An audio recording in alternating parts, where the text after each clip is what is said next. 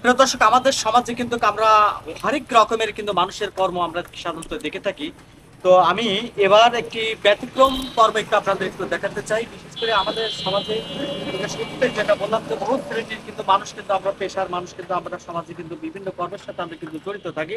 কিন্তু আমরা সব কর্মের কিন্তু আসলে আমাদের যেটা আমাদের পক্ষে দেখাও সম্ভব হয় না, খোঁজ নেওয়াও সম্ভব হয় না। তো আমি এই বিষয়টা আপনাদের কাছে একটু, বিশেষ করে আমার কাছে যেটা ভালো লেগেছে, যার প্রেক্ষিতে আপনাদের এই কর্মটা একটু দেখানোর জন্য আমি চেষ্টা করছি। বিশেষ করে আমরা বিভিন্ন রকম রশি কিংবা দড়ি আমরা কিন্তু বিভিন্ন অঞ্চল ভেদে কিন্তু এগুলো নাম কিন্তু আমরা কিন্তু শুনে থাকি। কিন্তু আসলে এই যে দড়ি কিংবা এই যে রশি আসলে এটা কিভাবে বানায়, সেটা কিন্তু আমরা সাধারণত বিশেষ করে এই কর্মের সাথে যারা জড়িত থাকে, এই কারিগর যারা থাকে, তাদের কিন্তু আমরা কিন্তু সাধারণত কিন্তু দেখি না। কিন্তু তা আমি সেই রশি বা যারা দড়ি যারা বানাচ্ছেন, তা আমি সেই জাতীয় কিছু দুইজন মানুষকে আমরা এখানে দেখতে পাচ্ছি। তো আমি এদের যে দড়ি বানানোর যে কৌশলটা, সেই কৌশলটা একটু তার কাছ থেকে প্রথমে একটু জানার জন্য চেষ্টা করো। প্রথমে আপনার নামটা বলবেন? আমার নাম মোহাম্মদ আমসারুল। আমসারুল। জি। আচ্ছা, আপনার বাড়ি কোথায়? আমার বাড়ি নীলফামারী সৈয়দপুর। সৈয়দপুর। জি। তো আমি এই যে আপনার দেখছি যে এই যে আপনি দড়ি তৈরি করছেন বা এটা রশি, তো এই যে আমরা তো এই জাতীয় রশি বানানো কিন্তু কখনোই কিন্তু দেখিনি। কিন্তু এইটা আপনি কি সিস্টেমে, আমরা তো এটা তো মেশিনও না বলে মনে হচ্ছে আর কি। আসলে এটা কি বলা হয় এটা বলেন তো? আমরা এটাকে বলি চুঙ্গি সুতা বলি। এটা দিয়ে বানায় আমাদের, এটা এক তালেই চলে সবকিছু। আর এটা বিশেষ করে আমাদের এটা রশি বানায়, বেল বানানো হয়। কিসের বেল এটা? পাটের বেল। পাটের বেল। জি। পাট ছাড়া আর কি কি কাজ এই রশি দিয়ে হয়? শুধু ওই পাটের বেল বানানো হয়, এটা দিয়ে তারপরে বিদেশে রপ্তানি হয়। আচ্ছা।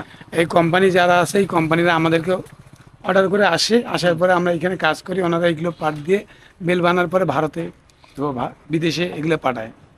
ও, তার মানে আপনি যেটা বানাচ্ছেন এটা মূলত বিদেশেও মূলত হ্যাঁ, এটা রপ্তানি হয়? হ্যাঁ, এটা বিদেশ ছাড়া এগুলো রশিয়া অন্য কোনো কাজে লাগে না। এটা শুধু ওইখানেই লাগে, শুধুমাত্র পাটের বেলের জন্যই? হ্যাঁ, এটা পাটের বেলের জন্যই বানানো হয়। আচ্ছা আচ্ছা।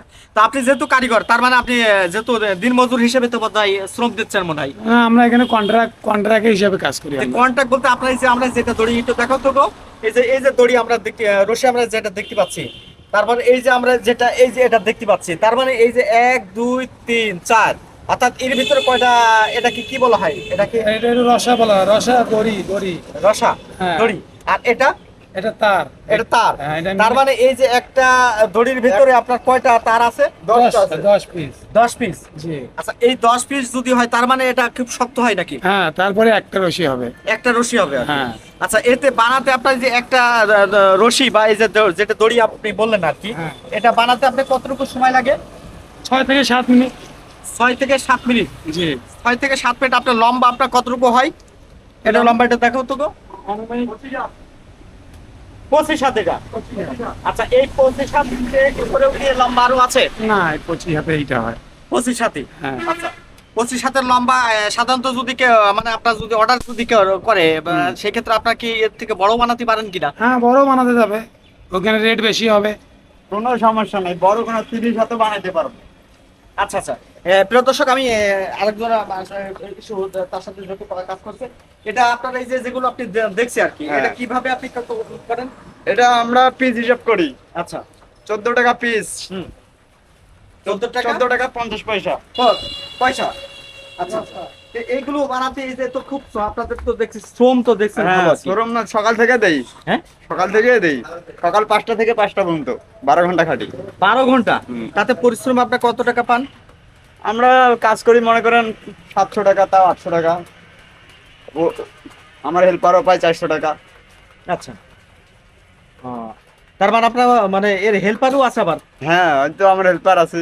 মানে এর বানানো কি অ্যাকচুয়ালি কি কায়দা কৌশল লাগে নাকি? হ্যাঁ, কৌশল ছাড়া হয় সাধারণ মানুষ পারে না? না, সাধারণ মানুষ পাবে না তো।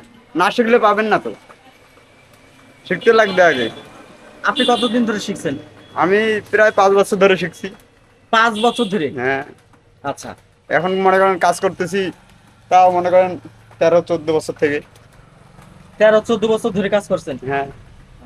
তাহলে দিন শেষে আপনি হাজিরা কত পান? 300-700 পাই। 700 পাই।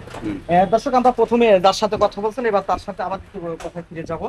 তো তার কাছে যেহেতু তিনি বসে কর্ম করছেন এবং আরেকজন যেহেতু তিনি দাঁড়িয়ে কর্ম করছেন, তো আমি তো তার কাছে একটু জানি, উনি তো বললেন যে আপনার 6 থেকে 700 টাকা আপনি মানে হাজিরা হয় আর কি। হ্যাঁ, আপনি বললেন কন্ট্রাক্ট ভিত্তিক, কন্ট্রাক্ট বলতে কন্ট্রাক্ট মানে এই যে রশি যেগুলো আছে না, এগুলো আমাদের কন্টিনিউ দেওয়ার পরে না আমরা টাকা পাই।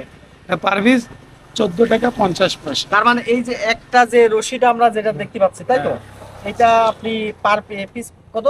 14 টাকা 50 পয়সা। 14 টাকা 50 পয়সা। জি। তার মানে দিনে আপনি এই কতটা রশি এমন তৈরি করতে পারেন? আমরা 80 পিস করি, কেউ 100 পিস করে, ঠিক নাই? ঠিক নাই। আচ্ছা, তাতে হাজিরা ওই হ্যাঁ, হয়ে যায়। ওই হুম। এ থেকে আপনার হয়। এখন কি করবেন, বসে না থেকে এইটা করলে এইটাতে যা হয় তাই চলে। আচ্ছা, তার মানে এই কর্ম আপনি কতদিন ধরে করেন? এটা আমি ছোট থেকেই করি। ছোট থেকেই? হ্যাঁ, তার মানে এর উপরই আপনার হ্যাঁ, সংসার। হ্যাঁ, সবই চলে।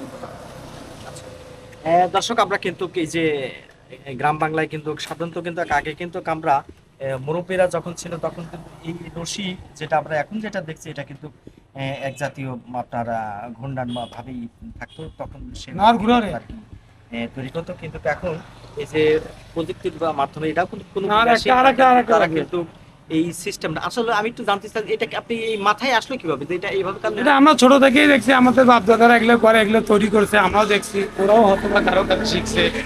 তারপর দেখা দেখি তো সবকিছু শেখা হয়। কাজ তো আর শিখার তো কোনো বয়স লাগে না, মৃত্যুর এক পর্যন্ত একদিন না একদিন মানুষকে শিখতে লাগে। তো এইটা আমরা ছোট থেকেই দেখেছি, এরকম কাজ করে, এটা আমরাও দেখি। দর্শক, আমরা কিন্তু কারিগরদের কথা শুনছিলাম, বিশেষ করে এই যে পাটের রশি দিয়ে, অর্থাৎ যে পাটের যে বেল বাঁধার যে দড়ি, সেই দড়ি তৈরির যে পদ্ধতিগুলো, সেই পদ্ধতিগুলো আপনাদের আমি সরাসরি দেখানোর জন্য আমি চেষ্টা করলাম। সবাই ভালো থাকবেন, সুস্থ থাকবেন এবং নিরাপদে থাকবেন। ধন্যবাদ সবাইকে।